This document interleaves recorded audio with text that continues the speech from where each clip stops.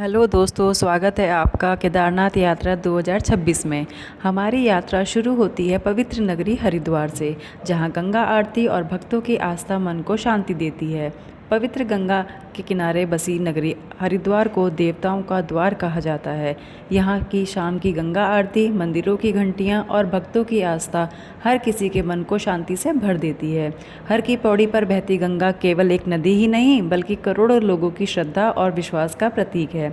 यहीं से शुरू होती है हिमालय की ओर जाने वाली पवित्र चारधाम यात्रा, जहां हर कदम भक्ति और आध्यात्म से जुड़ जाता है। सुबह सवेरे आपको हरिद्वार से सोनप्रयाग के लिए बसेस और टैक्सी मिल जाती हैं। ये बसेस और टैक्सी आपको हरिद्वार से सोनप्रयाग, जो कि केदारनाथ यात्रा का पहला पड़ाव है, तक 8 से 10 घंटों में पहुंचाती है, अगर आपको जाम ना मिले तो। इस वीडियो के माध्यम से आपको हरिद्वार से सोनप्रयाग तक पड़ने वाले पड़ाव के बारे में जानकारी मिलेगी, और अगर आप केदारनाथ यात्रा पे आने का सोच रहे हैं तो ये वीडियो आपके काफ़ी काम आने वाली है। हरिद्वार से आगे बढ़ के हम पहुंचते हैं ऋषिकेश। यहाँ से पहाड़ों का रास्ता और सुंदर हो जाता है। योग नगरी ऋषिकेश हिमालय की गोद में बसा एक शांत और आध्यात्मिक शहर है। यहीं से पहाड़ों की असली यात्रा शुरू होती है। आगे बढ़ते हैं हम देवप्रयाग की तरफ। देवप्रयाग एक संगम स्थल है, जहाँ पर अलकनंदा और भागीरथी नदी मिलकर गंगा बनाती हैं। ऊंचे पहाड़ों और शांत वातावरण के बीच यह दृश्य मन को गहरी शांति का अनुभव कराता है। हिंदू धर्म में देवप्रयाग को अत्यंत पावन माना जाता है और यहाँ का संगम आस्था का प्रमुख केंद्र है। प्रकृति और आध्यात्म का यह अद्भुत मेल हर यात्री को मंत्रमुग्ध कर देता है। देवप्रयाग की सुंदरता दूर से ही मन को आकर्षित करने लगती है। चारों ओर फैले विशाल पहाड़, बहती पवित्र धारा इस स्थान को और भी दिव्य बना देते हैं। यहाँ पहुंचकर हर यात्री प्रकृति और आस्था का अनुभव महसूस करता है। पवित्र संगम नगरी देवप्रयाग वह स्थान है जहां अलकनंदा और भागीरथी मिलकर गंगा का स्वरूप लेती हैं। एक ओर हरे नीले रंग की अलकनंदा, दूसरी ओर गहरे रंग की भागीरथी, दोनों नदियों का मिलन यहां अद्भुत दृश्य प्रस्तुत करता है। मान्यता है कि इसी संगम के बाद नदी को गंगा का नाम प्राप्त होता है। यह अद्भुत दृश्य आपके मन को इतनी शांति और इतना सुख मिलता है, मानो गंगा मैया आपके ऊपर मेहरबान हैं और गंगा मैया का आशीर्वाद आपके साथ है। यहाँ का दृश्य आपको मन को बहुत ही ज़्यादा लुभाता है। आगे हम पहुँचते हैं धारी देवी टेम्पल। माँ काली को समर्पित एक अत्यंत प्रसिद्ध और चमत्कारी मंदिर माना जाता है। यह मंदिर अलकनंदा नदी के बीचों बीच स्थित है, जहाँ का दृश्य बेहद सुंदर और शांत दिखाई पड़ता है। इसके बाद यात्रा आगे बढ़ती है रुद्रप्रयाग की ओर।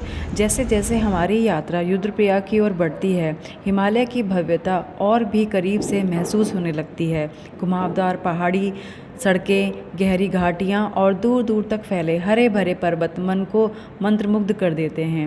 रास्ते भर अलकनंदा नदी हमारे साथ साथ बहती हुई दिखाई देती है, जिसकी कलकल ध्वनि यात्रा को और भी सुखद बना देती है। हर मोड़ पर प्रकृति एक नया और मनमोहक दृश्य प्रस्तुत करती है। कहीं ऊंचे पहाड़ बादलों को छूते दिखाई देते हैं, तो कहीं पहाड़ियों पर छोटे छोटे गांव अपनी सादगी को आकर्षित करते हैं। आगे हम पहुँचे गुप्त काशी से अगला पड़ाव है सीतापुर। केदारनाथ यात्रा मार्ग का एक शांत और सुंदर पड़ाव है।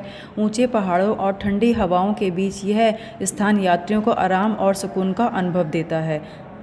यहाँ से आगे हम बढ़े सोनप्रयाग के लिए। केदारनाथ यात्रा का एक महत्वपूर्ण पड़ाव है सोनप्रयाग।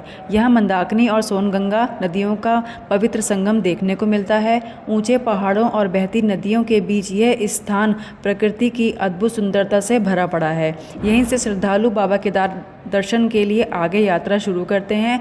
हर हर महादेव के जयकारों के बीच यह स्थान भक्तों में नई ऊर्जा और उत्साह को भर देता है। सोनप्रयाग का छोटा लेकिन चहल पहल भरा बाजार केदारनाथ यात्रा का एक महत्वपूर्ण केंद्र है। यहाँ श्रद्धालुओं की भीड़, दुकानों की रौनक और हर हर महादेव के जयकारे पूरे वातावरण को मनमोहित कर देते हैं। और यहीं पे आपका जो टोकन है, जो रजिस्ट्रेशन है, वो चेक होता है। यहीं से आगे की यात्रा के लिए उत्साह और श्रद्धा के साथ श्रद्धालु बाबा केदार के दर्शन हेतु प्रस्थान करते हैं। सोनप्रयाग से गौरीकुंड पहुंचने के लिए प्रशासन द्वारा शटल सेवा संचालित की जाती है। केदारनाथ यात्रा के दौरान अधिकांश श्रद्धालु इसी शटल सेवा का प्रयोग करते हैं। लगभग 5 किलोमीटर का यह सफ़र पहाड़ों और मंदाकिनी नदी के सुंदर दृश्यों के बीच से होकर गुजरता है।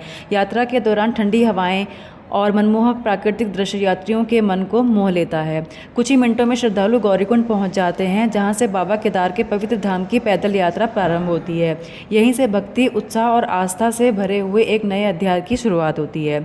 गौरीकुंड की मान्यता है कि यहाँ माता पार्वती ने भगवान शिव को पाने के लिए कठोर तपस्या की थी। यहाँ स्थित गर्म पानी का कुंड श्रद्धालुओं के बीच विशेष आस्था का केंद्र होता है।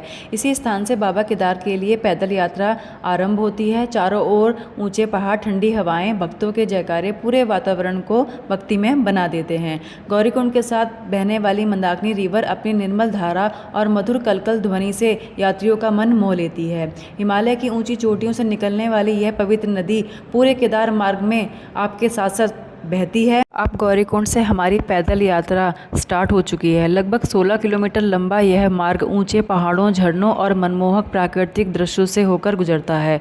हर हर महादेव के जयकारों के बीच श्रद्धालु पूरे उत्साह और श्रद्धा के साथ अपनी यात्रा शुरू करते हैं। जो यात्री पैदल चलने में असमर्थ होते हैं, उनके लिए पिट्ठू, घोड़े और खच्चर और पालकी जैसी सुविधाएं उपलब्ध होती हैं। गौरीकुंड से केदारनाथ तक के बीच के पड़ाव में गौरीकुंड से 4 किलोमीटर पर जंगल चट्टी से 3 किलोमीटर पे भीमबली से 4 किलोमीटर पे लिंचोली से 3 किलोमीटर पे बड़ी लिंचोली से 2 किलोमीटर पे बेस कैंप से 1 किलोमीटर पे केदारनाथ मंदिर। टोटल मिला के आपको 16 से 17 किलोमीटर का जो रास्ता है वो खड़ी चढ़ाई के थ्रू करना पड़ता है। ऊंचाई बढ़ने के साथ साथ दूर दूर तक फैली बर्फ़ की चादरें प्रकृति की अद्भुत सुंदरता का एहसास कराती हैं। केदारनाथ धाम के आसपास स्थित हिमनद यानी ग्लेशियर मंदाकिनी नदी के प्रमुख जलस्रोत माने जाते हैं। आगे हम पहुँचे लिंचोली केदारनाथ यात्रा मार्ग का एक महत्वपूर्ण पड़ाव है। समुद्र तल से काफ़ी ऊंचाई पर स्थित यह स्थान प्रकृति की सुंदरता के लिए प्रसिद्ध है। जैसे जैसे यात्री लिंचोली पहुंचते हैं, सामने बर्फ़ से ढकी हुई पहाड़ियां बहुत ही अद्भुत दिखाई देती हैं। ठंडी हवा और हरे भरे ढलान और चारों ओर फैला शांत वातावरण यात्रियों को एक नई ऊर्जा से भर देता है। यहाँ विश्राम, भोजन, रात्रि प्रवास की सुविधाएं भी उपलब्ध होती हैं। आगे हम पहुंचते हैं बेस कैंप। बाबा केदारनाथ धाम पहुंचने से पहले का अंतिम प्रमुख पड़ाव है।